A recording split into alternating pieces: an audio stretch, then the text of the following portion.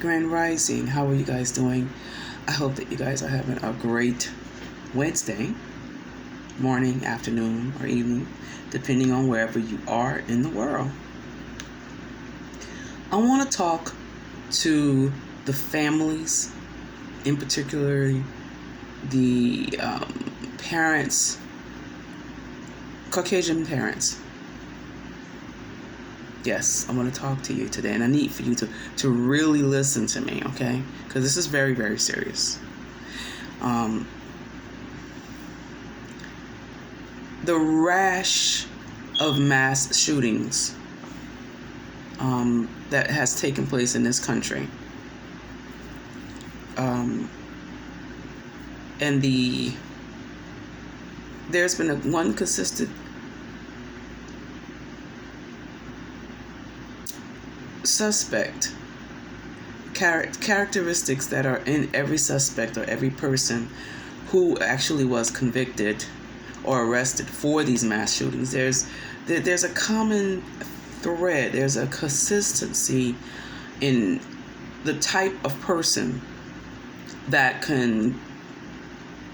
has access to assault weapons. Okay, and I need you to listen to me, because this is very serious. This is regarding public safety, national safety. This is a domestic terrorist issue, and I need for you to really, really listen to me, okay? There are consistent behaviors. There's a consistent look. There's a consistent dress. There's a consistent demeanor behind every last one of these mass shooters that has gone out into our churches, into our stores, to public events such as parades, on holidays. There's consistently. Consistently. There's a consistency. There's some light characteristics between Dylan Roof.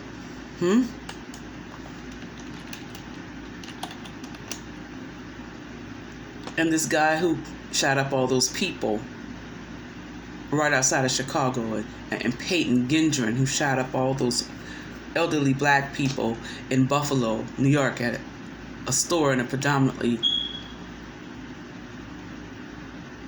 black neighborhood.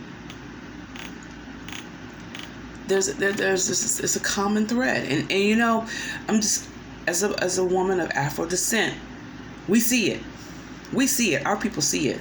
We see the hysteria in these young men's eyes. We see the look. We look at them, and I can't speak for every Afro descendant, but I can tell you, I see spirits. I can see a spirit on a person. I can see when there is a potential. There's demonic activity going on with it in that person's life. They're oppressed or they're possessed by demons. You're crazy. No, I'm not crazy. Your kids are crazy. And I'm not saying that to be insulting, because it's manifesting all around us as we speak. You know, I listen after the fact, after every mass shooting. I listen to the interviews of the family members of these mass shooters, because we want to know what kind of family these people come from. They have to come from really horrendous families. Who raised this child? How can this person be capable of doing such heinous acts? And they're really nice people. And they really, for the most part, all of them are like shocked. Like, I didn't see this coming, and I feel so bad, and I'm sorry. And then when they're asked the question that we're all asking ourselves, did you see signs that there was something going on with this person, that they would be capable of doing such horrendous acts? And they all say no. Now, I'm just, as a parent and a grandparent, I have to just be blunt, okay? All of us got crazy folks in our families. Don't take that offensively. I use the word us. All of us, no matter the race, have crazy mental people in our families. And we know who they are. We all know, we all of us got that one family member who we be like, I don't know about them. And you be like, we got to do some special prayer for that one. Come on now, let's be honest. Let's be honest. All of us got that family member. Now, what we choose to do with that family member determines whether they get the help that they need, and also whether we put weapons within their reach.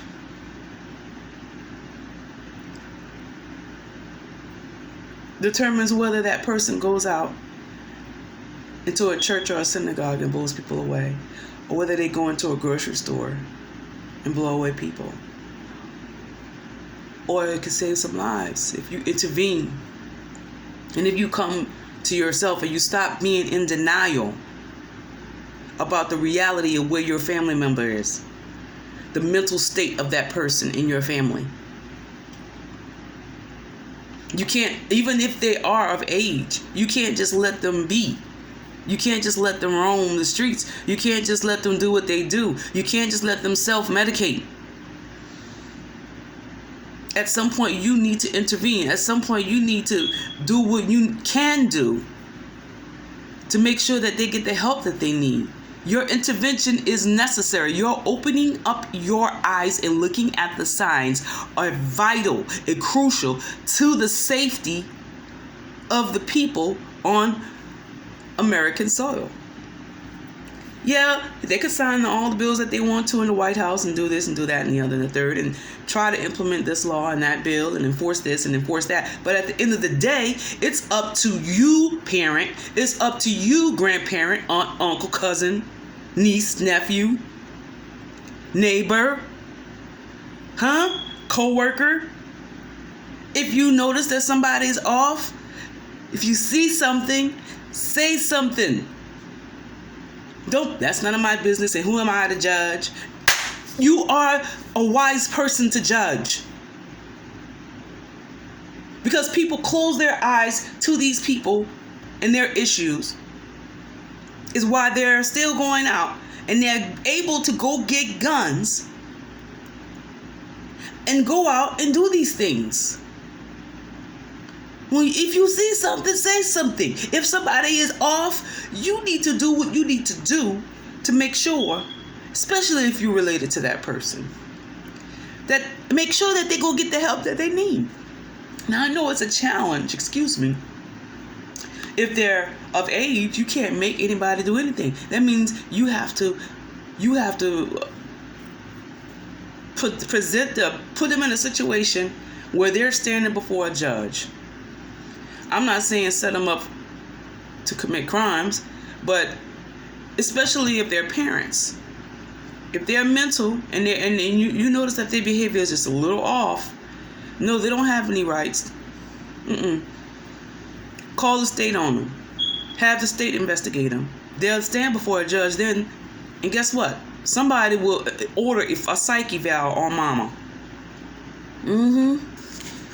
And now let's let the professionals determine if there's some issues here or not. And you don't hold nothing back. Follow their social media profiles. Look out for your people. If they're displaying signs that they're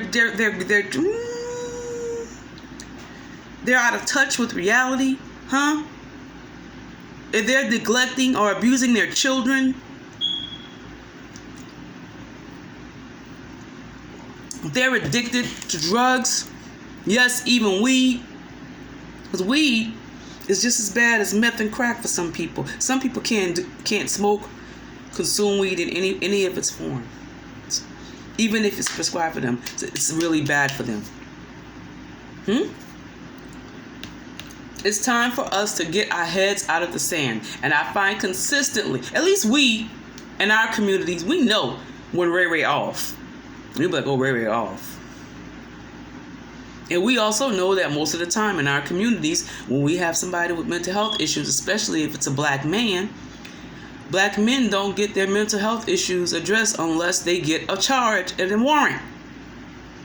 It's the only way they're forced to go see about themselves mentally, because they don't have a choice to. But in your communities, you have the resources, you have the money, and you should have the know-how. So I'm here to tell you and inform you and try to educate you, so maybe we could stop another mass shooting from occurring. If you will open your eyes, mama, daddy, uncle, aunt, grandma, grandpa, cousin, stop saying it. Everybody said, oh, they were a good kid. I looked at their social media profiles. No, they were not good kids. They had videos of them committing mass shootings. They staged their own death by the police. But they were good people. They were good kids. No, they're not. What? Just like, and I'm like, they always say that. And they are a lie. You are a bold-faced lie, like my grandma used to say. You are a liar. You are a liar. It's not funny though. Because I don't understand. It's like you always have these blinders on. Like you don't understand what's going on right in front of you. Your kid needs help. In the Caucasian families, if you find a grown kid in the basement, in the attic, behind the house, I guarantee you there's something wrong with that kid. No, you shouldn't say that. That sounds racist. I don't care. One of the characteristics that I noticed, because I did my research, all these kids, all these young white men had in common was that they lived either with family, on the property of the family. They either lived in the same household as the family or on the property of the family. Whether it was an attic apartment, a basement, So they weren't close. They showed that they weren't able to live on their own. They weren't able to maintain their own households. When you find a grown Caucasian kid still, late 20s, early 30s, and they still living with mom and pop, y'all better watch that person. Watch that family. Because there's something off in that house. And, we can't afford to have this attitude that, oh, this is not our business, blah, blah, blah. It's their house. They could do what they want to do. We can't do that no more because there's some heinous, wicked, crazy stuff going on in people's house. The story outside of Baton Rouge, Louisiana, where this white couple had their autistic daughter living in squalor for like 20 years. And she died. They would go to work, they go on vacation, and the daughter would sit in the same couch day in and day out. And she would defecate on herself and urinate on herself, and they wouldn't clean her up. And she died in her mess. And when they found her body was actually decomposing and melting into the couch that she always sat on for years. Because this couple, the daughter was in her 30s maybe when she passed. Just from severe neglect. She was autistic, and they just, I don't know if they were over their heads and they didn't want anybody to know. I don't know what happened in their household. But because everybody had this attitude that it was none of their business, that young lady deteriorated to literally to a melting corpse in the house of her parents. So there's some wicked, heinous stuff that goes on in the households of some Caucasian people. Yes, I'm saying it. Hey, the news reflects it. I I'm just saying what the news is saying. So we can't have that kind of mentality no more. In my Caucasian people, if you got situations in your household, if you have grown children or teenagers that you know have a problem, no, you should not have weapons in your home. I studied mental health crises intervention, and the first thing they said, when a person is in crisis, if you believe that a person is going to be a danger to themselves or someone else, you cannot have weapons in their vicinity at all. They tell you clear the residence of all weapons. Why? Because if that person gets a hold of the weapon, they're going to use it on you first. And maybe on themselves, but it's more likely than not they're going to use it on you. So the weapon being there is not protecting you. It's putting you in harm's way, especially if you have somebody in your household or on your property who has mental health issues. You're placing yourselves in danger. All that ammo that you're packing and gathering and hoarding, all those weapons that you think that you're getting, and it's supposed to be protecting you and your family, you're actually placing you and your family in harm's way. Because you know what a lot of these young Caucasian young men do before they go to the church, before they go to the school, before they go to the parade, before they go wherever they're going to go, before they go to the store, they kill their own people first. You've seen it in the news. How many times? Am I lying? All right then. So, no, everybody does not have a right to bear arms. If you got mental health issues, or if you have somebody in your house with mental health issues, you can't bear arms. You should not bear arms. You are placing yourself in danger. You are placing the people in your vicinity in danger by packing. If you got somebody who's got mental issues, if you have somebody who's addicted, even to alcohol, you're placing yourself and people in your vicinity in danger. Nobody won't tell you this, but those are facts. And this is not the day and the time to be in denial. I know that you guys be in denial about a whole lot of stuff because you don't want to deal with the reality of a whole lot of stuff that's been going on in this country and in this nation for centuries. But this is not the time to be in denial. It's time to open up your eyes and see it, everything. See the reality. See it for what it is. See it front and center. You are the front line of defense when it comes to keeping not only your family safe, but your neighborhood safe, your community safe, the school where your children go to safe, the church where you go to safe, the stores where you shop safe. If you see somebody who's a little off, you need to watch them. And if you are related to them, if you are connected to them, you got to find a way to get them before a judge. And you know, that whole thing of I don't want to do this and I'm ashamed. Those days are over with. You ought to be tired of hearing about mass shootings. I know I am. And, you know, somebody got to just be blunt with you and tell you the truth because nobody else is saying it like this. At least we know when we got cray-cray people in our family. Okay? We know when we got somebody who a little off and they need some help in our communities. It's just that we don't have access to the services. But y'all got the resources. You got the money. There's no excuse for your kids to be going cray-cray and going into the stores and going into the churches and going into parades and doing some crazy stuff. And you sit there and say there was a good kid. The devil is a liar. Oh, just because people have mental health issues doesn't make them a bad kid. Let me tell you something. Mental health issues could turn demonic.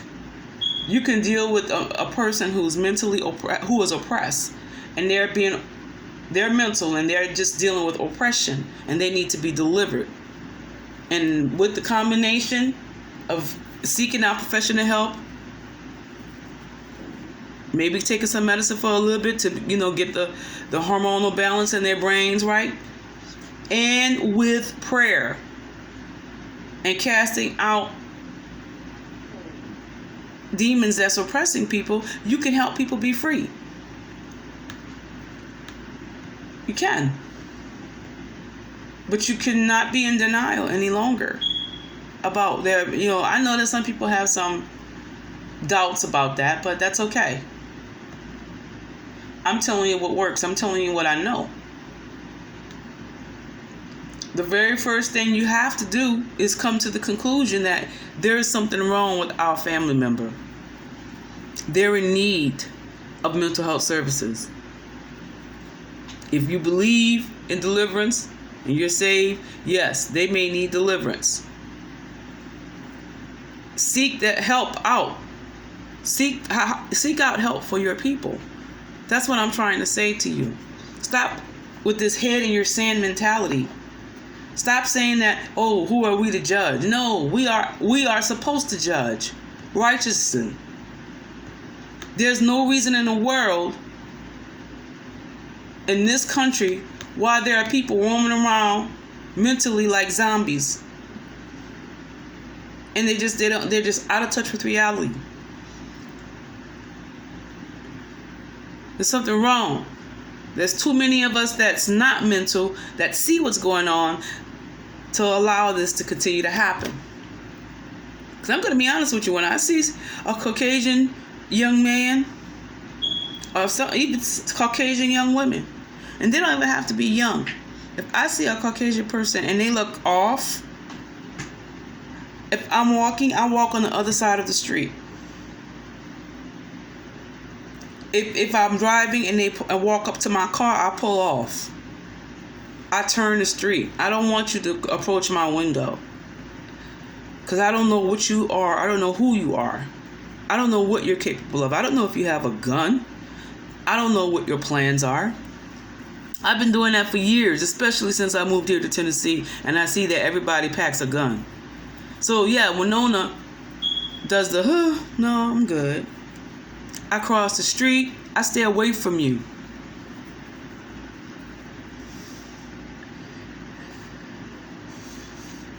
It's not just because you're white. It's because I see spirits on people. I see when there's an unclean spirit on a person. I see a demon on a person. That's the Most High's way of protecting me and let me know you need to stay away from that person. But I'm supposed to minister to the person, and the Most High will tell me, tell that person this. Go give that person $1. Go minister to that person. Pray for that person. But that's the only way I'll do it. I don't do it for everybody. Like I said, some people got demons, and you got to use wisdom. You can't be out on the streets and just decide to go lay hands on everybody and everything. Especially if you are a black woman alone. Okay? You can't do that. You could pray for them from a distance. I'm going to pray for you from a distance. Now, if there's a group of us and there's our brothers with us, but I don't hang out like that with anybody. But yeah, then, if you're in a group, then okay, yeah. You feeling foggy in the spirit, go cast out that devil. But use wisdom. And I'm telling you, I'm especially talking to Caucasian parents and grandparents and family. If you got family that's mental, please go see about your people. Please don't be oblivious to what they're doing. Even if they're grown, they're on your property. Whatever they do, it's going to come back on you. Even if they're grown. Because they're going to look for the family of these people that's doing these heinous crimes. And they're going to ask questions. Do you want to be on the news trying to explain to the world why your child shot 20 people?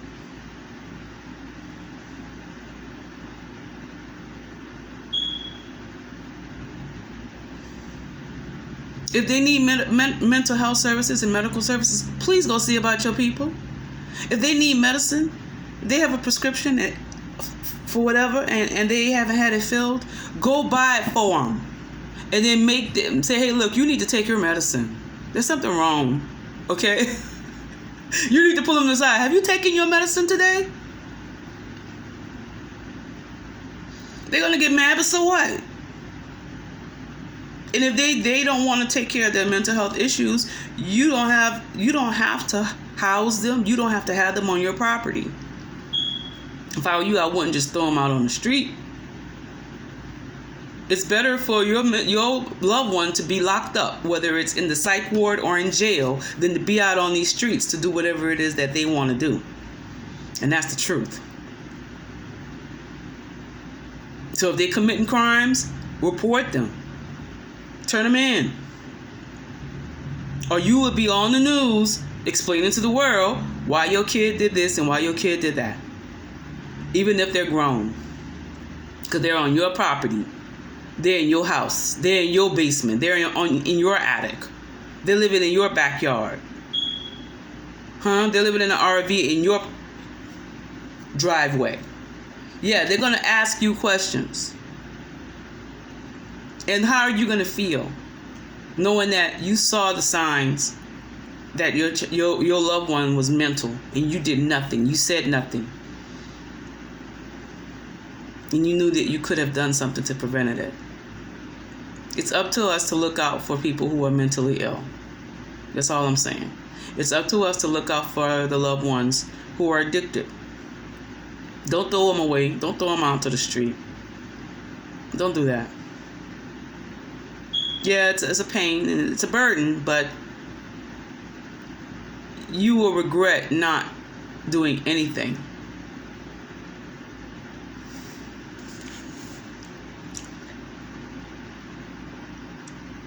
Get rid of the weapons. If you're going to have the loved one there, you better get rid of those weapons. Or you better have a foolproof lock-up system for your weapons. Because that person who's mentally ill will get a hold of your weapons and do damage.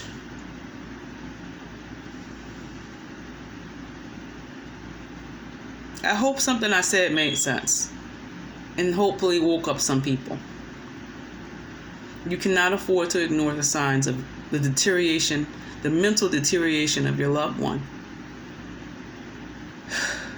And if they refuse to go get help, you get them some kind of way. You get them before a judge, and you show the judge the signs. If they don't, you go to them and you lovingly you say, "Hey, baby, I'm just concerned about you. We'll help you if you need help." But if they refuse to get help, then you need to find a way to get them before a judge so that the judge say, "Okay, you need some help." They don't have no rights no more. The mentally ill. If they refuse to address their issues, then that deems them mentally unfit and unstable. And they present to themselves and to other people, they are a potential danger. And it's up to people who are in these people's lives to intervene.